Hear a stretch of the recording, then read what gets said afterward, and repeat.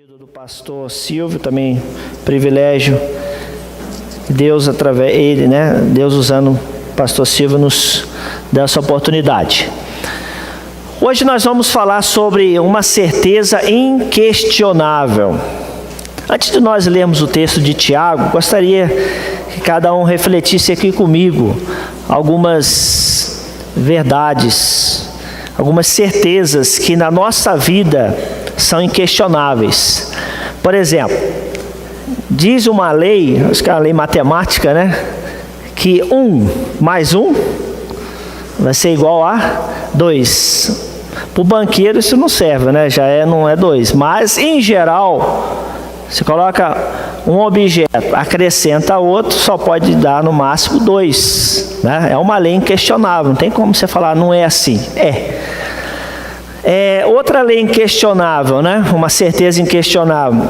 Todos os rios, ainda que eles deem muitas voltas, desaguem em outros rios maiores, ao final, né, o rio vai desaguar no mar. Né? Ele pode ir lá e volta aqui, vai lá de novo, deságua no outro, deságua no terceiro. No final, todas aquelas águas vão para o oceano. Tem como a gente barrar essa lei. Uma outra certeza inquestionável também é que um objeto que você jogue para o alto, ele vai cair uma hora. Né? Uma hora ele cai. Eu ficava, quando eu era criança, via muito filme de bang bang, de tiro, o cara dava um tiro pro alto. Eu pensava, quando aquela bala vai cair? Né? Será que ela vai cair? Eu imaginava, vai cair, mas como, né? Como é que vai ser? Até que eu fui morar no Rio de Janeiro, eu aprendi mais sobre isso. Cai.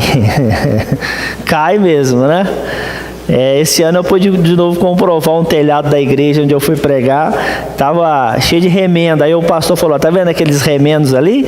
Eu falei, sim, bala. Provavelmente é tirada para cima, uma hora lá desceu, né? Ainda bem que não tinha ninguém aqui, né? E realmente perfurou várias partes do telhado. Então é uma lei, é a lei da gravidade, se não me engano, né? Do Isaac Newton. É uma verdade inquestionável. 2 corpos não podem ocupar o mesmo lugar no espaço, né? Também é uma outra lei, né? Outra lei inquestionável, outra certeza inquestionável, isso aí foi o filósofo Nietzsche. Eu não sei se ele falou com essas palavras, mas a ideia é o seguinte, que uma pessoa que quer aprender a voar, primeiro ela tem que aprender a andar. Não tem como você voar primeiro e aprender a andar depois. Primeiro você aprende a andar e depois voar. Pelo menos com o ser humano aconteceu isso, né? Ele aprendeu a andar muitos séculos e milênios, depois um dia alguém conseguiu inventar uma máquina para voar. Até mesmo os pássaros, antes de voar, eles aprendem primeiro a andar, depois eles desenvolvem as asas. Só que hoje eu não gostaria de trabalhar essas leis especificamente, né? Mas sim falar de uma outra certeza inquestionável que a Bíblia nos apresenta, uma certeza assim, inquestionável, um pouco terrível, né? De certa maneira, um pouco assustadora, mas é uma certeza inquestionável e diariamente a gente se depara com ela, ainda não conosco diretamente, mas com as pessoas ao nosso redor. Uma certeza inquestionável que a gente aprende na Bíblia é que um dia você vai morrer, né? E eu também. Em Hebreus 9, 27 e 28, eu gostaria só de usar esse texto como só referência aqui para essa verdade que eu acabei de falar, mas não é o texto que nós vamos usar como padrão. Hebreus 9, 27 e 28 fala assim: da mesma forma como o homem está destinado a morrer uma só vez, e depois disso enfrentar o juízo, assim também Cristo foi oferecido em sacrifício uma única vez, para tirar os pecados de muitos, e aparecerá a segunda vez, não para tirar o pecado, mas para trazer a salvação aos que o aguardam. Então aos homens está ordenado morrer uma vez. Aqui ele não livra ninguém. Todos nós provavelmente vamos passar por essa lei, essa certeza inquestionável. Até mesmo uma pessoa que não acredite em Deus, ela sabe que um dia, por mais materialista que ela seja, a própria matéria se extingue. Um dia se extingue, faz parte da lei da vida. Até os mais incrédulos em relação à pessoa de Deus, eles dão a mão à palmatória dizendo que um dia a matéria acaba, um dia ela vai chegar a um fim. Sendo inegável, essa verdade, por que então, baseado nesse texto que nós vamos ver agora, por que então o homem, talvez podemos aplicar a você, planeja a sua vida como se o futuro pertencesse exclusivamente a ti? Se estivesse na tua mão esse poder de definir o futuro ou de viver o futuro como se ele fosse presente, ou tentando derrubar essa lei inquestionável de que um dia você vai partir dessa vida, por que você vive de uma maneira como se o seu fim nunca chegasse? Vamos ver esse texto de Tiago e vamos analisar melhor o que o texto do apóstolo Tiago fala para nós aqui essa noite a respeito dessa certeza inquestionável. Diz assim no capítulo 4, dos versos 13 ao 17. Ouçam agora, vocês que dizem, hoje ou amanhã iremos para esta ou aquela cidade, passaremos um ano ali, faremos negócios e ganharemos dinheiro. Vocês nem sabem o que lhes acontecerá amanhã, que é a sua vida. Vocês são como a neblina que aparece por um pouco de tempo e depois se dissipa. Ao invés disso, deveriam dizer, se o Senhor quiser, viveremos e faremos isto ou aquilo. Agora, porém, vocês se vangloriam das suas pretensões. Toda vanglória como essa é maligna. Pense nisto, pois quem sabe que deve fazer o bem e não faz, comete pecado. Vamos novamente orar. Senhor nosso Deus, suplicamos também a sua direção, ó Pai, pela mensagem desta noite, que ela seja tão somente dirigida pelo Espírito Santo, ó Pai, ao coração de cada vida que veio à sua casa nesta noite. Que o Senhor seja glorificado, ó Deus, na vida de cada um e através também desta palavra. No nome de Jesus. Amém. Então vamos lá. Uma certeza inquestionável, segundo o apóstolo Tiago, é aquela ali, ó. Nós não devemos esquecer que você é limitado e falível. No contexto dessa passagem bíblica aqui, o apóstolo ele deixa isso bem claro. O perigo da pessoa é confiar, nos seus planos, na sua própria capacidade de organizar, de planejar, de idealizar o seu futuro, de traçar um rumo para a sua vida, confiando na sua própria capacidade. Vamos dizer assim, a ideia central do texto aqui é essa: traçar planos como se dependesse unicamente de você, aqueles planos, da realização deles, ou traçá-los na certeza de que eles já estão garantidos e praticamente é certo que eles aconteçam. Não é errado, a gente fazer planos, não é errado a gente fazer planos, mas é um erro ignorar duas verdades: a brevidade da vida e a incerteza também da vida. A vida é breve, ao mesmo tempo ela é incerta. Ela é breve porque raramente poucos ou muito poucos chegam aos 100 anos e a maioria não vive nem próximo disso, muitos nem chegam próximos a isso. E ao mesmo tempo é incerto. Não posso dizer hoje, eu vou viver, é certo, mais 50 anos, vou chegar próximo dos 100.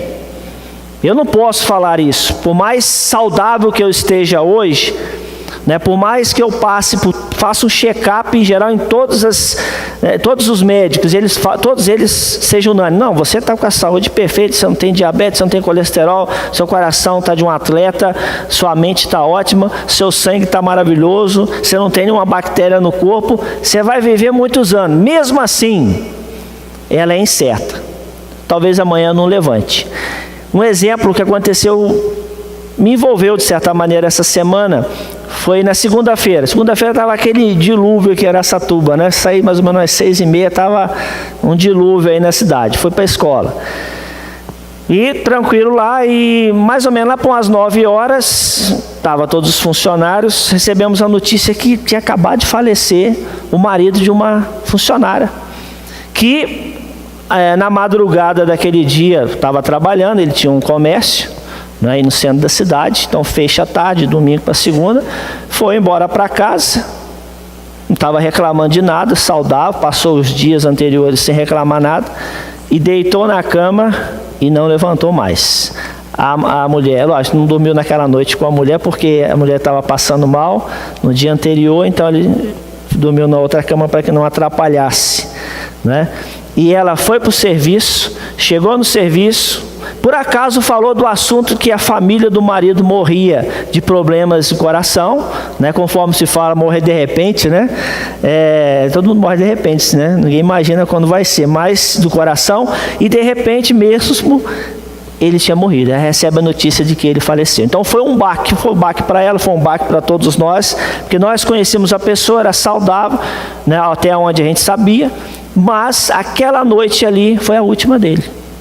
Então, ele tinha plano, certamente, ele estava lá com o seu comércio de vento em popa, né? A gente conhece lá, realmente é um comércio muito bom, um estabelecimento muito, né, organizado. No entanto, ele jamais imaginava que aquele dia ou aquela madrugada seria a derradeira dele, a última, que ele ia voltar para casa e não iria mais levantar. Então, a vida é muito breve e a vida é muito incerta. Então, não consultar o Senhor para traçar os nossos planos é um grande erro, justamente por causa dessas duas verdades, a brevidade da vida e pela incerteza de que ela representa. Ela é muito incerta mesmo. E já disse alguém que a morte, ela é democrática, né? Ela não escolhe assim, os velhinhos são a prioridade, né? Os velhinhos estão na marca do pênalti. Tinha um tio que falava muito isso, eu já estou chegando na marca do pênalti, né? Mas às vezes ele achava que estava, mas tinha gente que estava muito mais para lá da marca do pênalti, a bola já estava entrando, já no gol, né? Então a vida, ela é muito assim, ela é incerta e ela é democrática, ela escolhe pessoas aleatoriamente, né? Não pode ser velho, pode ser novo.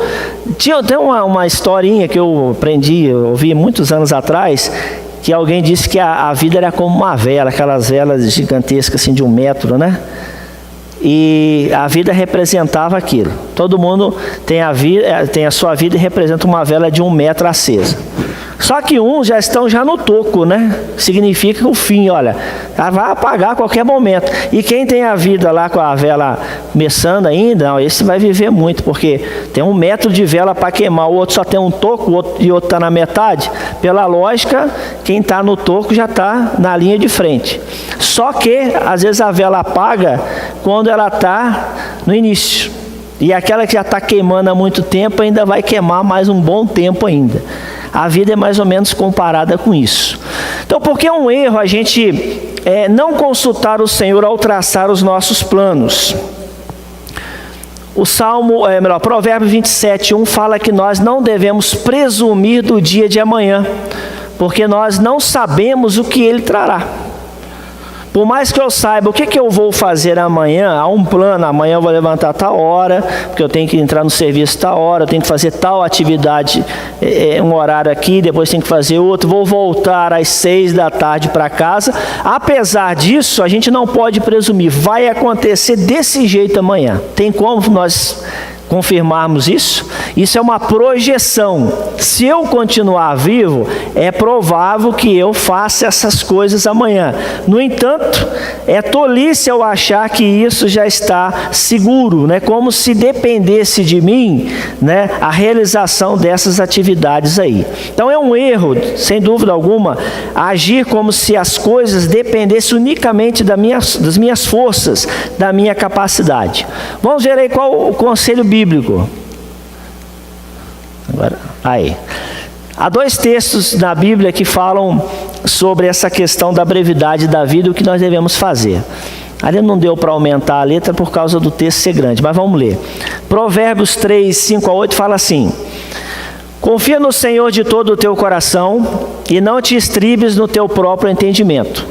Reconhece-o em todos os teus caminhos e ele endireitará as tuas veredas. Não sejas sábio aos teus próprios olhos. Teme ao Senhor e aparta-te do mal.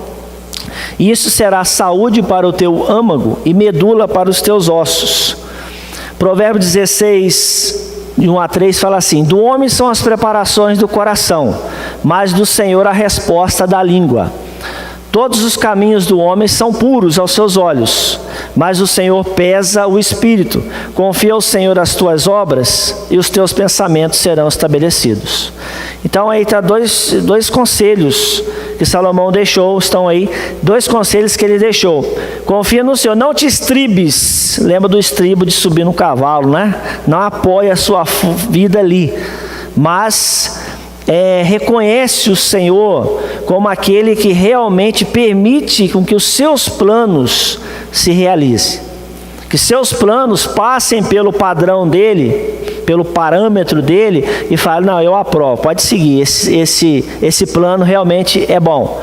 E mesmo se ele não aprovar, né, depois nós vamos ver um pouco sobre isso, ele não aprovando, é uma sensatez da nossa parte atender a não aprovação dele, o não deferimento. Vamos seguir aí.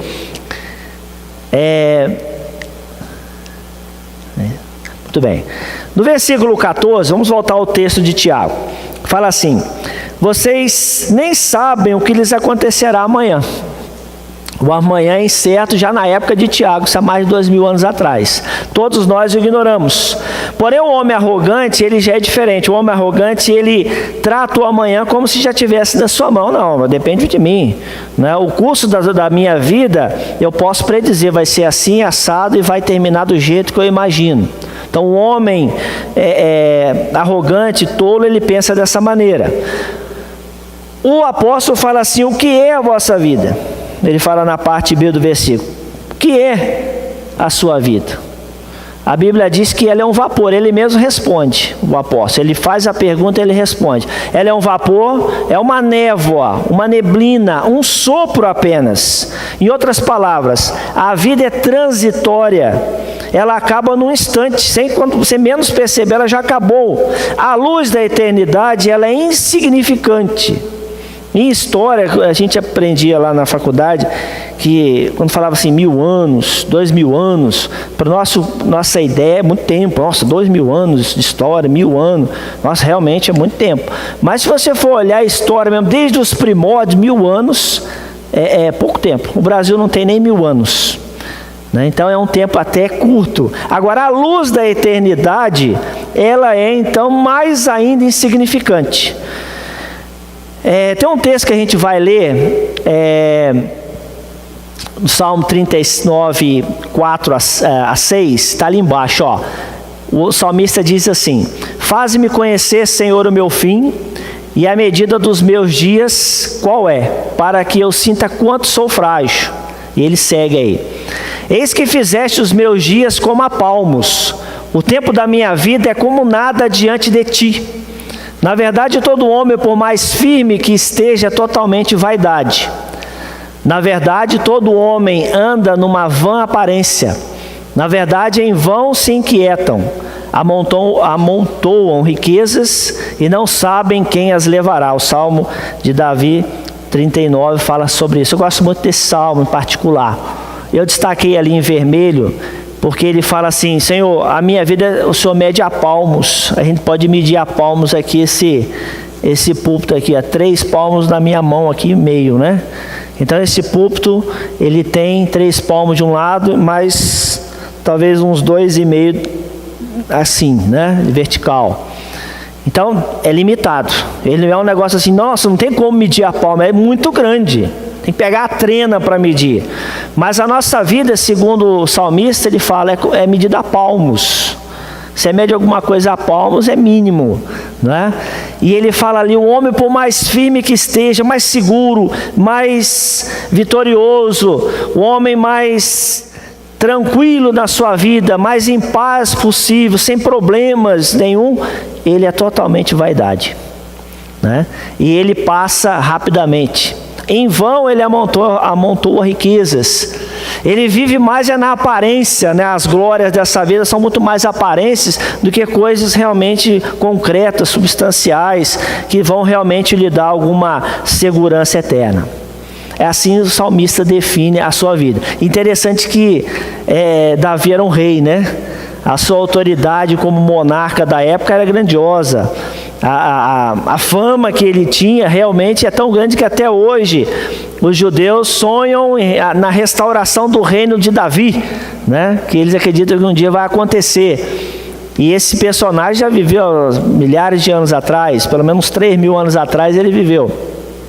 E até hoje ele é parâmetro para o sucesso, para a glória, para a vitória, para o bem-estar, mas ele mesmo fala, tudo isso aí é vaidade. E aquele selar ali, né, no final daquele texto do primeiro, selar na Bíblia, acho que no hebraico, significa, semelhante ao refrão de uma música, né? Quando está lá refrão, a gente já sabe, tem que repetir aquilo que acabou de cantar, ou bis, né? Repita aquela parte de novo. Então quando ele fala ali, ó, ele escreve o selar, ele está querendo dizer justamente isso daí. Por mais firme que o homem esteja, ele é totalmente vaidade. Pense bem nisso de novo. Leia de novo e pense bem. É o que o salmista estava querendo dizer para o leitor. Seguindo aí, o que a Bíblia fala mais sobre a vida neste mundo? Peguei 2 textos ali, Salmo 90 e Isaías 40. O versos 4 a 6... O salmista, no caso Moisés, que escreve, ele vai falar que a vida é breve como o sono. Depois ele vai falar que ela é como a relva passageira. Depois nos versos 9 e 10 ele fala que a vida é como um murmúrio, né? A vida ela é cheia de dores, de câncer e enfado. É aquele texto, né? Alguns chegam a 70 anos, a vida do homem, e outros, pela sua robustez, chegam aos 80, mas ao final, sua vida é câncer e enfado. Interessante que ele chegou a 120 anos, não sei como é que era com 120 anos, se com 80 era câncer e enfado para Moisés, com 120 anos, devia ser isso aí umas 3 vezes mais, né? A vida voa, a vida é passageira, voa, é um conto ligeiro, diz um outro texto bíblico. Em Isaías 40, que foi escrito bem depois, ele também usa termos semelhantes. A vida é como uma relva que murcha e é soprada pelo vento. Se não me engano, João Batista usou essa expressão aí quando ele falou que era a voz que clama no deserto, aquele texto. A vida é frágil, diz Isaías. E ao mesmo tempo, no final do capítulo 40, ele vai usar lá aquela expressão que os jovens se cansam, se fadigam, mas os que esperam no Senhor renovarão as suas forças. Por mais que o homem esteja no seu pleno vigor, uma hora ele se cansa, né? Ainda que ele seja jovem, tenha força, tem mesmo, ele descansa menos, mas ele se cansa. Ele se cansa. Então a vida, ela é retratada em vários textos bíblicos com essas características aí. Só que a gente sabe disso e vive como se ela fosse um negócio assim de chumbo, né? Como se ela fosse durar para sempre, como se o vigor sempre durasse. Ainda que eu esteja fraco, já velho, não, mas eu vou viver ainda mais uns 20 anos e eu estou tranquilo porque eu estou vivendo, não preciso me preparar para a eternidade. E isso é um grande perigo que o homem acaba se submetendo. Agora umas curiosidades aí. A média de vida do homem da Bíblia. Lá em Gênesis 5, 3 a 32, lá traça período de existência de Adão a Noé. A média de vida era aquilo ali, 900 anos. Muitos cientistas falam, não, mas 900 anos, naquela época não se contava o mundo com o tempo com 12 meses, de 30 dias, 31 dias, era menor. Mas não, outros, por sua vez, falam, não, o homem já tinha um entendimento de contagem do tempo, ainda que rudimentar. Eu acredito literalmente que o homem vivia esse tempo todo aí, 900 anos, porque o mundo estava sendo povoado, e o mundo não é tão pequeno assim.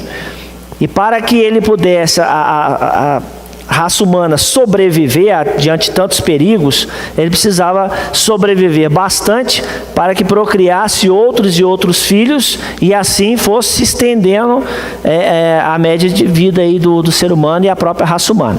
Depois, em Gênesis 11, já vai falar sobre Sem a Terá, o filho de Noé, e Terá, que era o pai de Abraão. Já caiu bastante, ó. A média de vida era entre 200 a 250 anos. Já caiu aí uns 700 anos, bastante. De Gênesis 12 até Deuteronômio, final do Pentateuco, já destaca um pouco de Abraão até mais ou menos Moisés. Os dois ícones maiores aí. Já caiu mais ainda, mais ou menos 150 anos, porque o Abraão viveu um pouquinho mais. O Abraão viveu 175, o Moisés 120, então mais ou menos a média era essa daí, 120 anos. Arão morreu com 120 anos, 123 anos, se não me engano. Josué morreu com 110, então a média de vida girava em torno disso aí. No Brasil, nos anos 80, a média de vida era de 62 anos e meio, né? Hoje, 74 anos e 9 meses, já aumentou bastante, principalmente ao avanço da medicina. Então, uma curiosidade para a gente fazer a comparação. Seguindo aí, o que nós podemos concluir dessas informações? Você pode viver 900 anos, pode viver 250, pode viver 75 anos, uma coisa é certa, você vai morrer um dia, né? Um dia a sua vida vai acabar aqui, né? Isso é certo, né? Não é mais certo viver 900 anos, a pessoa viver 900 anos é coisa de louco, né? 900 anos de idade, quem viveu mais foi o Matusalém, 969 anos, morreu jovem, né, o rapaz, mas morreu, né? Morrer com 150 anos, acho que a pessoa mais velha atualmente não chega a isso, chega perto dos 120, né? Mas uma hora ou outra bate as botas. Eu tive um membro da igreja, uma igreja que eu trabalhei, e quando eu conheci, assumi a igreja, ela tinha na época 91 anos. Falei, então vou fazer um enterro daqui a uns dias, né? Eu pensei, né? Eu saí da igreja, a velhinha estava viva ainda viveu ainda mais uns 4 anos, morreu com 104 anos. Mais forte do que eu, se desse bobeira, né? 104 anos. E você ia visitar aquela irmã, ela estava disposta, né? Estava bem disposta. Então, irmãos, mas morreu, né? Mas morreu. A morte, irmãos, é um compromisso inevitável, infelizmente, né? E ao mesmo tempo, felizmente, em Cristo. E o fim da vida é certíssimo. O fim da vida é muito certo. Gostaria que não fosse. Agora, uma curiosidade mais interessante, isso aqui é meu, tá, irmão? Isso aqui a gente não tem nada que fazer, às vezes vai pensar. Primeiro que eu estava pensando uma coisa não tão ruim. Analisemos o Salmo 94. Isso é especulação minha. Diz lá o texto que 1000 anos aos olhos do Senhor são como o dia de ontem, pois Pedro vai usar esse texto aí, né, lá na carta dele. 1000 anos é como o dia que passou, né, como a vigília da noite. É um negócio meio que não entra na nossa cabeça, mas para Deus entra. Se para Deus 1000 anos são como 24 horas, um dia 24 horas, 500 anos então, isso é especulação minha, né, seria 12 horas, né? 250 anos seria metade de 500, 6 horas. 125 é metade de 250, 3 horas. Agora vem umas contas quebradas, né? 62 anos e meio, que é a metade de 125, vai dar 1h30, que é a metade de 3 horas, ou 90 minutos. Vamos usar 90 minutos, fica mais fácil. 31 anos seria 45 minutos de vida. 15 anos, 22 minutos, 7 anos, 11 minutos, pode abaixar mais, mas acabou ali o espaço, também parei aí. Irmãos, eu não me enquadro, eu enquadro um pouco mais de 45 minutos, né? Eu já terminei um tempo de futebol, a minha vida um tempo de futebol já foi, estou no segundo tempo já ali. E provavelmente eu vou morrer no segundo tempo, antes dos 90 minutos, é bobeira, né? Alguns já passaram dos 90 minutos, estão na prorrogação, que já tem mais de 62 anos. Daqui a pouco vai para os pênaltis, né? Aí vai para a marca do pênalti. 125 anos, talvez ninguém aqui chegue a 125 anos, né? Talvez ninguém chegue. Pode ser que chegue, né? Tomara que chegue, saudável, quem sabe. Equivale a 3 horas no relógio de Deus. Irmãos, 3 horas. O que são 3 horas? Eu não cheguei, eu estou vivendo aí nem uma hora, acho que eu vi, porque em 43, é meio quebrado. Eu não chego nem uma hora de vida ainda. O que é uma hora? Imagina, fulano, eu tenho ancestrais aí, né? Que eu soube da história que nasceu lá no 1900 e pouco, e morreu um dia depois. Então, durou 24 horas. Naquela época a medicina era muito precária, sabe, nasceu com mal do umbigo, né? Ele fala lá, e morreu 24 horas. O outro morreu em menos. Então aquele sim, a gente fica pensando, nossa, nasceu, viveu ali 12 horas e morreu, coitado, né? Mal veio ao mundo e já foi para a sepultura. Não deu nem para esquentar aqui na terra. Irmãos, a vida é assim, né? Aos olhos de Deus a gente mal chega aos 90 minutos, passa, né? Se bem que hoje o brasileiro está passando os 90 minutos, chega a 75 anos, a média. Mas mesmo assim, é muito pouco. E a vida, irmãos, é muito passageira. Sendo assim, irmãos, a vida humana parece ainda mais insignificante ainda do que nós podemos compreender. Essa questão de dividir em horas aí, realmente faz a gente pensar o quanto nossa vida é insignificante. Então, quantas horas ou minutos você já viveu, aí você responde para você, né? Eu já vivi um pouco mais de 45 minutos. Se para Deus 1000 anos é como um dia só, logo, como ninguém viverá esse tempo, vivemos nesse mundo, na média, apenas algumas poucas horas no máximo, e infelizmente a gente, nesse pouco tempo, usa o tempo para coisas que não prestam, principalmente para se vangloriar, né? Então, uma vez que você tem conhecimento desses fatos, que tudo isso aqui não é novo, estou apenas chovendo no molhado, como você vai planejar a sua vida? Como você está planejando a sua vida? Que é o ponto seguinte aqui, verso 15. Verso 15, o apóstolo fala assim: ao invés disso, deveriam dizer, se o Senhor quiser, viveremos e faremos isto ou aquilo. Nós precisamos colocar Deus como capacitador dos planos, dos nossos planos, das nossas ações. Deus como capacitador dos nossos planos. Nós podemos fazer planos sim, mas Deus tem que ser o nosso conselheiro, né? O nosso orientador, aquele que opina, aquele que fala, isso aqui pode, isso aqui não pode, isso aqui deve, isso aqui não deve, isso aqui não vai ser bom, isso aqui vai ser. Ele tem que ser o capacitador dos nossos planos. Ainda mais sabendo que a vida mal chega aí a 2 horas de existência. Mal chega a 2 horas de existência. Então nós precisamos, conforme o apóstolo aqui fala, se o Senhor quiser, nós vamos fazer isso, né, vamos viver tanto tempo, sei lá, vamos viver e vamos realizar essas e aquelas ideias, vamos colocar em prática com a graça do Senhor. Se o Senhor quiser, né, se depender da vontade dele, a coisa vai. Porque às vezes a minha vontade depende, né?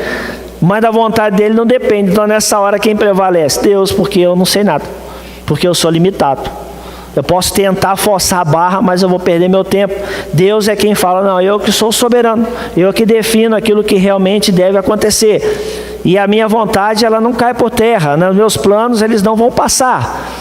Né? Até ele fala, né? O céu e a terra passarão, mas as minhas palavras vão permanecer. E elas é que realmente dão, né, a orientação aqui para o ser humano. Então, não podemos deixar Deus como um mero espectador em qualquer assunto ou matéria em que esteja envolvida a sua vida. Deus não pode ser um espectador que está sentado e assistindo, mas deve ser aquele que realmente participa dos seus planos. mas você precisa convidá-lo. Irmãos, é sabedoria quando a gente faz isso, porque a nossa visão do futuro, ela é totalmente nebulosa, não tem como a gente prever o futuro. A vida ela é muito incerta, é como se você estivesse vendo através de um nevoeiro, em outra palavra, vejo nada, né? Eu sou de terra de tem muito nevoeiro na época do inverno, muitas vezes íamos viajar, eu ia para a escola, eu conhecia as ruas, eu não via direito, né, uma certa distância, tanto nevoeiro que estava. Eu sabia onde deveria me conduzir, mas eu não dava para definir, às vezes a pessoa está até a metade aí do tempo, não via, nevoeiro tão denso na época do frio.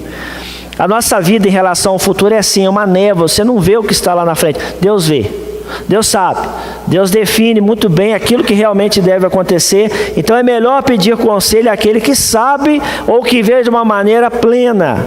Não é à toa que Paulo fala que nós vemos como espelho e enigma, né?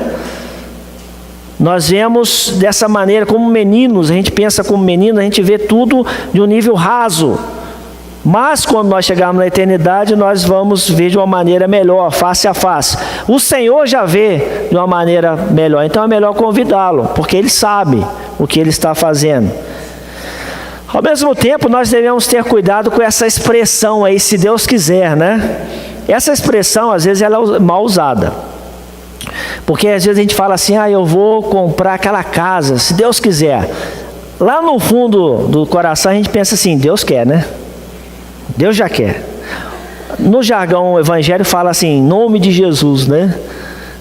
Em nome de Jesus eu vou comprar aquela casa. Só falta Jesus falar, tira do meu nome, eu não estou nessa não. Mas a gente usa, às vezes, esses jargões de uma maneira equivocada. Eu muitas vezes já usei, vou confessar, se Deus quiser eu vou conseguir tal coisa. E chegava na hora não conseguia coisa nenhuma, né? Aí eu ficava assim, mas não quis, né? Não deu certo, estava certo que ia dar certo e não deu certo, né? Então nós devemos ter cuidado porque pode encaixar no verso 16 aqui que fala sobre vanglória, né? Agora, porém, vocês se gloriem das suas pretensões, das suas vanglórias. Eu vou fazer tal coisa em nome de Jesus, Deus quiser, é assim e é. E às vezes não é. Então é necessário que a gente tenha seriedade nisso. Qual deve ser então a nossa oração a esse respeito? Senhor, eu quero fazer isso, isso, isso. Eu quero comprar aquela casa, eu quero viajar lá para a Europa, eu quero fazer isso, eu quero me tornar um grande empresário, seja o que for, grande médico. Mas, no entanto, Senhor, faça a sua vontade. Se o Senhor quiser, então encaminhe dessa maneira. Nossa oração deve ser essa. Aí sim eu vou estar falando, se o Senhor quiser, mas eu estou colocando mesmo na mão dele, Senhor, faça isso se o Senhor realmente quiser. Se não quiser, glórias ao Senhor, porque o Senhor está me livrando de uma bomba. Você consegue orar dessa maneira? Às vezes a gente está tão focado naquele benefício, naquele ideal, naquele plano, que a gente não consegue enxergar o não como resposta. E é aí que começa o conflito com Deus e a gente se embanana tudo, né?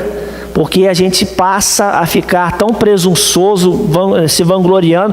Não vai acontecer porque eu sou filho de Deus, Deus falou que vai me abençoar nisso e naquilo, então vai acontecer. Será mesmo? Até um filho de Deus que seguia pela orientação dele vai se dobrar ante esta palavra. Senhor, se o Senhor entender que realmente isso é bom, então vai ser bom. Então realmente eu estou livre para dizer, não, Senhor, se o Senhor falar não, glórias a Ti, porque o Senhor sabe o que o Senhor está fazendo. Então isso é se desprender de qualquer vanglória e falar, Senhor, o Senhor está à frente, o Senhor sabe o que faz, o que o Senhor fizer, realmente está bom. Então é necessário que a gente saiba como lidar com os nossos planos, não fazer expectativas além do comum, porque senão se torna um fim em si mesmo. E a gente acaba pecando, porque às vezes aquele fim em si mesmo não é o fim que Deus queria para nós. Seguindo aí. Uma outra e última certeza que nós precisamos entender é colocar em prática esta verdade. Verso 16 eu já falei. Que vai falar justamente dessa vanglória. Agora, porém, vocês se vangloriam das suas pretensões. Toda vanglória como essa é maligna. Pense nisto, pois quem sabe que deve fazer o bem e não faz, comete pecado. Então, nós aprendemos aqui, pelo texto de Tiago, essa verdade também. Pôr em prática esta verdade aprendida. Qual verdade? Que a vida é incerta, que a vida é breve, que Deus precisa estar no controle da nossa vida, que Deus sabe o que faz, que a gente não sabe quanto tempo nós vamos viver aqui, que Deus deve ser realmente o condutor dos nossos planos e o capacitador dos nossos planos. Essa é a verdade. Então, o que nós devemos fazer? Pôr em prática. Porque senão nós vamos nos enquadrar nessas 4 características: presunção, arrogância ou orgulho, que sabendo que Deus deve estar à frente e a gente não se submete a esta verdade, é agir contra aquilo que Deus idealizou para nós. É traçar planos e agir por si, confiando no taco, né? Confiando na nossa capacidade, os nossos recursos humanos, deixando Deus de lado. E quando a coisa começa a pipocar, é que a gente lembra dele, né? Quando a consequência vem, Senhor, em nome de Jesus, me ajude, me socorra, que o negócio aqui tá arrebentando. Eu tinha um professor, quando eu fazia ensino médio, era ensino técnico, né? Era de contabilidade. E ele falava assim, antes da prova: vocês estudaram? Aí um outro falava: eu estudei, né? E ele era meio doidão, e ele falava assim: porque se não estudou, não adianta. Não adianta falar assim: Senhor, me ajude aqui para me tirar nota boa, me ajude, em nome de Jesus, que não vai ajudar em nada. Ele vai te dar um zero bem grande se aprender a estudar para a próxima vez, né? E de fato acontecia isso mesmo, né? O pessoal saía com nota baixa, não tinha nem colocado a mão no livro. Às vezes a gente faz isso. A gente faz a coisa, encara: não, eu vou fazer do meu jeito que já está traçado. Quando as consequências começam a chegar, e ruins, lógico, né? Porque Deus não está naquilo. Senhor, me ajude, me socorra. Nós somos mestres em fazer isso. Ou quando a coisa já está em prosseguimento, né? Nossa ideia, quando está lá no meio, ainda não chegou as consequências. Senhor, agora abençoa aqui esse propósito que eu estou fazendo. Mas o negócio já está andando, né? O certo era falar isso antes de começar a coisa. Senhor, eu tenho uma ideia, assim, o que o senhor acha? E não quando a coisa já está em prosseguimento, falar assim: agora vem abençoar. Deus não faz isso. Isso é presunção, isso é arrogância, isso é orgulho. São 3 palavras pesadas, mas é o que é, irmãos e amigos. A presunção e a arrogância e o orgulho é a gente fazer aquilo que a gente acha e fazer surdo para qualquer conselho. E depois que a coisa estoura, a gente é tão presunçoso e arrogante que não reconhece que falhou. O Senhor vem me socorrer aqui. Então é necessário que a gente saiba dessa verdade, desse pequeno trecho de Tiago, e pense nisso e pratique isso. Também é pecado de omissão. Que sentido? Que ele termina de uma maneira interessante, porque ele fala assim: quem sabe o que deve fazer, ou fazer o bem e não faz, comete pecado. Parece assim um negócio muito amplo, lógico. A omissão é você saber fazer a coisa e simplesmente cruzar os braços e fingir que não é contigo. Isso é omissão. Parece que aqui ele generalizou a omissão. Pode ser interpretado também assim. Mas dentro desses 5 versículos, a omissão aí é você saber que você é falho, que a sua vida é temporária, que você não sabe o que vai ser amanhã, a sua vida é como uma neblina, ela desaparece rapidamente, que você deve confiar nos seus planos e você não faz. Isso é omissão. Você sabe que Deus deve ser aquele que conduz e você só vai invocar a Deus quando a consequência começa a arrebentar. Isso é omissão. A partir de hoje, então, ninguém aqui está livre, né, agora, né? Você está ouvindo essa mensagem, né? E para mim também, né? E eu também me enquadro aqui. Nós já sabemos disso, então a partir de hoje, qualquer plano, seja do mais simples ao mais complexo, eu sabendo o que eu devo fazer, se orar, entregar nas tuas mãos, faça a sua vontade, e não fizer, isso já se constitui pecado. Então não tem como o negócio dar certo. Terceiro, é tolice, né? Se a gente sabe que essa verdade é assim e não faz, é tolice. No sentido de deixar Deus de lado em sua vida, é uma tolice enorme, sem dúvida alguma. Né? Deixar Deus fora dos seus planejamentos, irmãos, o futuro não nos pertence. E Deus, que é onisciente, sabe todas as coisas, não tem pessoa melhor para você pedir conselhos. Você está doente, você não vai no mecânico lá para... eu estou com uma dor aqui no coração, vê lá, vê o que é. Você não vai lá, você vai lá no médico, né, especialista. Você vai no profissional certo. Deus sabe o futuro, você deve ir nele. É Ele quem vai realmente te responder. Porque quando a gente confia nos nossos planejamentos, na nossa força, a insensatez estoura, a tolice vem. Alguns exemplos da vida secular aqui. Um caso aqui da Bíblia, Nabucodonosor, lá em Daniel 5, se eu não me engano, no verso 28, depois de o capítulo ali sonhar, né, com aquela árvore que foi cortada e ficou só o caule, né, aquela árvore gigantesca que enchia o mundo, e Daniel interpretou: isso aí é você, Deus vai te repreender por causa da sua presunção e arrogância, então se arrepende, diz lá o profeta, né? E peça perdão a Deus, faça justiça, e diz lá que depois de um ano, tudo aquilo aconteceu da interpretação da profecia de Daniel, e ele andando pelo palácio lá da Babilônia, pelos jardins suspensos da Babilônia, ele olhando aquela obra magnífica. A Babilônia realmente era magnífica. Quem nunca viu um desenho dela, hoje tem internet, você pode ver, realmente era uma construção fantástica para uma época tão primitiva em relação a nós. Era um negócio fabuloso, de lindo, de perfeito, em termos de engenharia e sabedoria humana. E ele falou que eu construí essa Babilônia para mim, né, como residência real, eu que fiz isso. E na mesma hora ele ficou louco. Foi tirado dali da Babilônia, passou 7 anos vivendo como se fosse um bicho, cresceu os pelos, as unhas, os cabelos, virou realmente um bicho. Né? Teve que ser acorrentado. Essa história é verídica nos registros lá da história dos babilônios, que realmente ele tem esse período negro do Nabucodonosor, e foi o maior rei da Babilônia até então.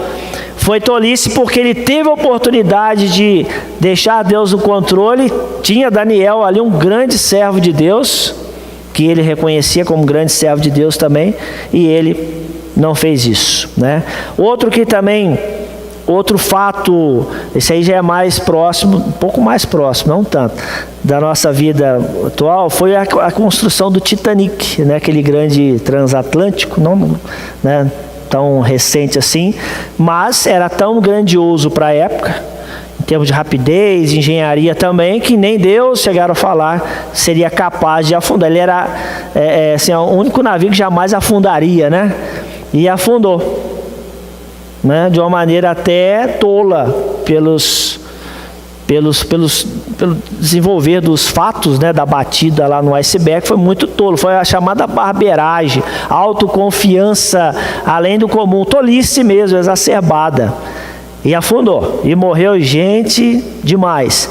E por fim, a frase também do Hitler, né, ele falou que o terceiro Reich, que era o império dele lá, duraria 1000 anos. Ele disse que o terceiro Reich, o governo dele, duraria 1000 anos. Não chegou a 15 anos. Durou 12 anos apenas. E foi totalmente destruído o Império Nazista lá, e a Alemanha também. Por fim, a idolatria, né? Porque você confia em si mesmo. Quando o homem confia na sua própria capacidade, é idolatria do eu. Às vezes a ideia de idolatria é sempre um objeto ou alguém externo, mas também pode ser você. Né? Você se autoexalta, você se acha o máximo, você se acha realmente maravilhoso, tudo, e você confia: eu sou sábio, eu sei tudo, vai dar tudo certo. Essa confiança, diz aqui Tiago, ela é maligna. Tal vanglória como essa é maligna. Hoje eu estava por acaso lendo Isaías 14, que fala sobre o diabo, né? A profecia sobre o diabo, e ele fala: você era perfeito, era belo, e você quis subir acima das estrelas do céu, no caso dos homens, e queria se colocar na posição do Altíssimo. e você na mesma hora foi lançado para as profundezas do inferno. Diz lá a profecia de Isaías. Então o diabo, ele se idolatrou, né? Ele se exaltou, e esse mesmo sintoma, essa síndrome de idolatria do eu, ainda é muito atual, não se engane com isso. O que fazer então? Né? O que fazer então depois de tudo isso explanado? Salmo 90:12, ontem eu citei lá para o Wilmer, né? Fez lá 22 anos essa semana, né? Ensina-nos a contar os nossos dias de tal maneira que alcancemos corações sábios. Quem disse isso? Moisés. Ensina-nos, Senhor, a contar os nossos dias. Ensina-me, Senhor, a contar os meus dias, porque eu não sei nada, não sei nem o que vai ser daqui a um minuto, né? Não sei quanto tempo eu vou durar nessa terra, né? É provável que eu não chegue a 100 anos. Senhor, então me ajude a contar os meus dias. Me ajude a aprender com os meus acertos e com os meus erros. Não deixe que a idolatria, a tolice tome conta da minha vida, a vanglória, né, a presunção tome conta da minha vida. Me ajude, Senhor, a contar os meus dias. Dizem os entendidos, estudiosos na área da vida de Moisés, que ele teve 3 períodos de 40 anos, né? Os primeiros 40 anos, quando ele ficou ali no Egito, ele foi adotado. Com 40 anos ele acabou saindo dali, daquele episódio que ele mata o egípcio, né? Vai para Midian, conhece a esposa, o sogro, casa, fica mais 40 anos, com 80 anos Deus o chama, da sarça ardente lá, e ele vive mais 40 anos conduzindo o povo de Israel até a terra prometida. Ele chegou próximo ali. Então ele teve 3 períodos de 40 anos. E nesses 3 períodos ele orou: Senhor, me ajude a contar os meus dias. E de certa maneira ele contou bem, apesar de ter cometido erros também, principalmente lá no momento que ele bateu na rocha. E num momento de ira, de descontrole, ele cometeu um erro gravíssimo e foi proibido de entrar na terra prometida. Então, irmãos, nós precisamos fazer essa oração. Esse versículo de geral, ele é uma oração. Ensina-me, Senhor, não é um mandamento, não é uma ordem, é um apelo. Senhor, me ensine a contar os meus dias.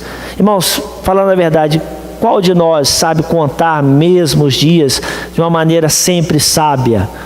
Nós somos muito falhos, irmãos, muito tolos, muito levados pelo que nós vemos, né?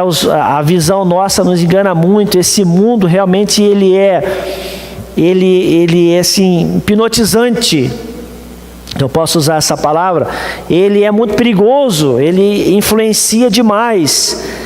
E em fração de segundos a gente comete erros graves e com consequências que vão levar muito tempo para consertar, e às vezes nem se conserta perfeitamente.